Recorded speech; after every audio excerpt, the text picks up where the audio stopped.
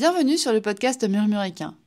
Moi c'est Audrey et je suis convaincue que pour avancer ensemble vers un monde meilleur pour nos amis les chevaux, la clé est d'apporter à chaque propriétaire de cheval une compréhension et une connaissance solide de son compagnon à crinière. Bien évidemment, il est impensable de laisser les humains sur le bord de la route du bien-être. Ta santé émotionnelle est donc également abordée dans ce podcast. Et tous ces sujets sont baignés de bienveillance et de bonne humeur avec une touche d'humour. Tous les vendredis, tu retrouves donc une alternance d'épisodes enregistrés par moi sur des sujets variés autour des soins aux chevaux, ainsi que des interviews de propriétaires de chevaux inspirants pour t'aider sur ton chemin d'humaine de cheval exceptionnel. Je te souhaite une bonne écoute de cet épisode.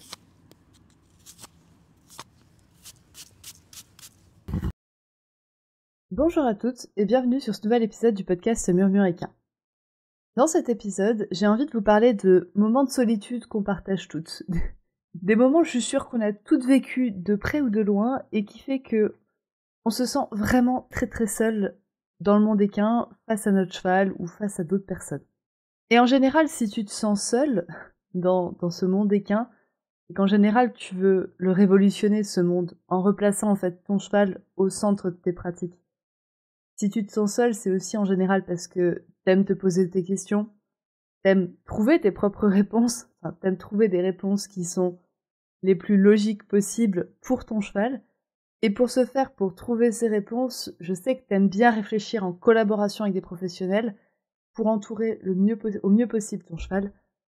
Parce qu'en fait, c'est toi qui le connais mieux que personne. C'est toi qui vas passer toutes ces heures avec lui et c'est pas les autres professionnels qui vont passer des heures et des heures avec lui.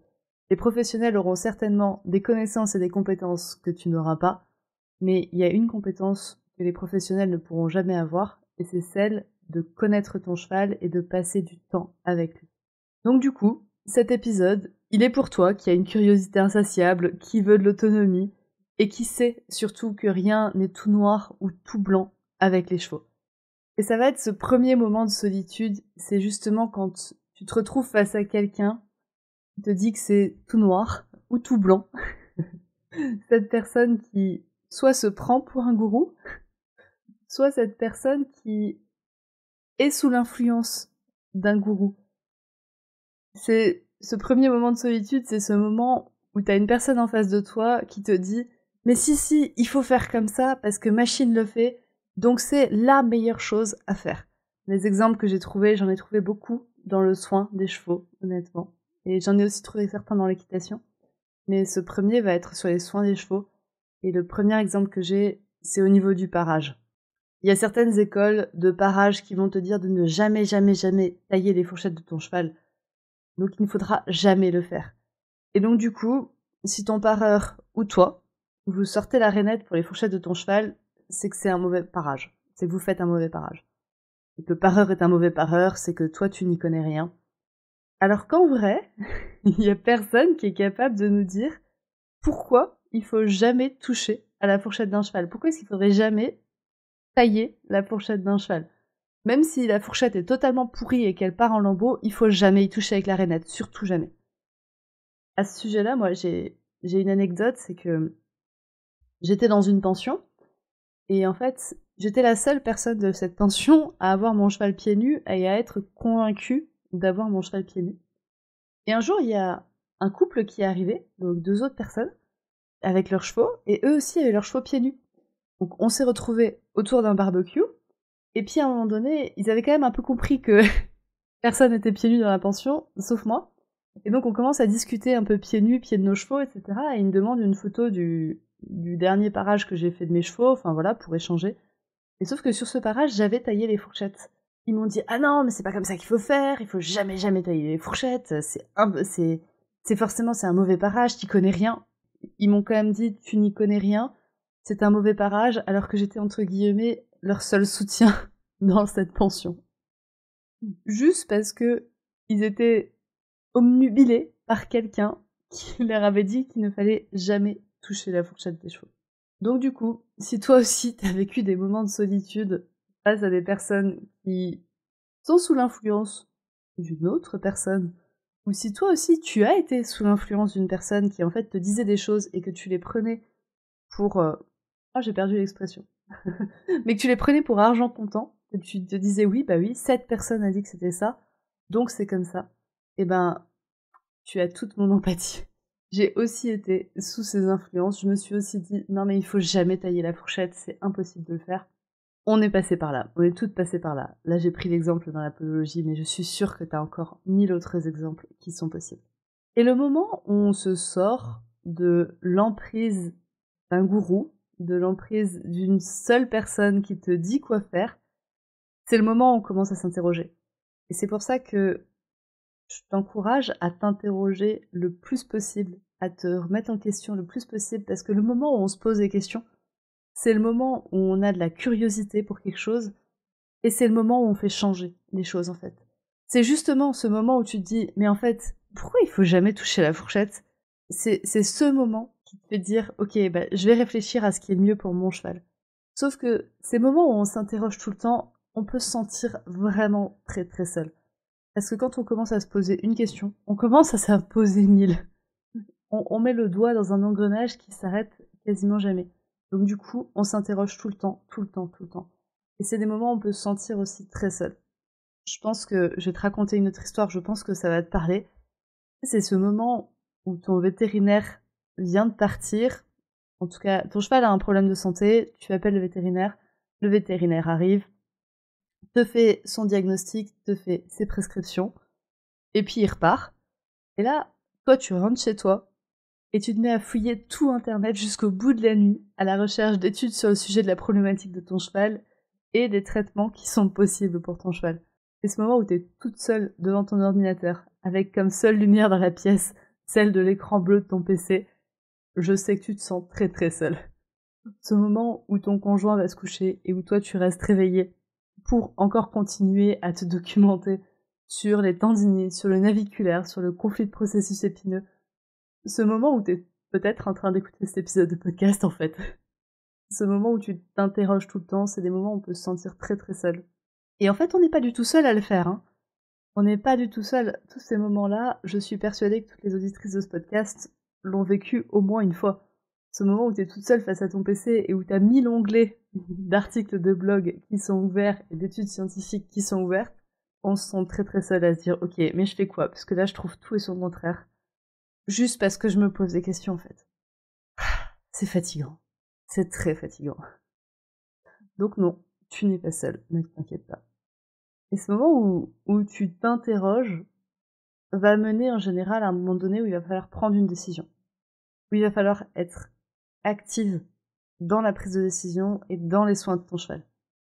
Et ce passage à l'action est aussi très compliqué. Et comme c'est un passage à l'action qu'il n'y a que toi qui peux faire au moment où tu décides de le faire, bah en fait, par définition, tu es seul. Vu qu'il n'y a que toi qui peux faire cette décision, tu vas être seul au moment où tu la prends.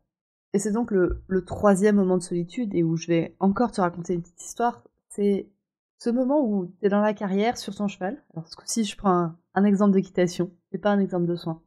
Mais donc t'es dans la carrière, sur ton cheval, et il y a ton moniteur, ta coach, qui est en train de te donner un cours, et qui te dit, la prochaine fois que tu viens en cours, tu prends tes rênes allemandes. Tes rênes allemandes, tes éperons, ta muserolle, ton stick, tout ce que tu veux comme équipement qui est potentiellement coercitif pour ton cheval. Et donc ton moniteur te dit, bah la prochaine fois que tu viens en cours, tu lui mets les rênes allemandes. Hein. Et c'est là que tu te mets à douter. Là que tu te mets à douter, seul. En général, tu redescends de cheval, ton cours se finit, et puis là, t'es un peu toute seule. Et au fond de toi, tu sais que la prochaine fois que tu viens en cours, tu les auras pas forcément, ces rênes allemandes. Que t'as pas envie de les mettre, en tout cas, ces rênes allemandes, parce que tu sais que c'est pas ça qui va régler le problème. Tu sais que c'est coercitif pour ton cheval, tu sais que ça va au mieux cacher la problématique, au pire empirer la problématique. Mais quand même, c'est ton coach qui te le dit, quoi. Donc il a peut-être raison. Et puis, s'il a pas raison, ça veut dire que tu vas devoir être active et justifier pourquoi tes rênes allemandes sont soit dans la poubelle, plutôt qu'attachées au mort de ton cheval, soit tu les as laissées au placard, si t'as encore des rênes allemandes dans ton placard. Et c'est ce moment où il va falloir en fait que tu sois l'avocate de ton cheval, et c'est un très grand moment de solitude, parce qu'en fait tu vas te retrouver encore une fois seule à devoir prendre la parole face à ton moniteur, et où tu vas devoir au mieux lui dire bah non en fait je les ai pas mises, ou voire justifier pourquoi tu les as pas mises.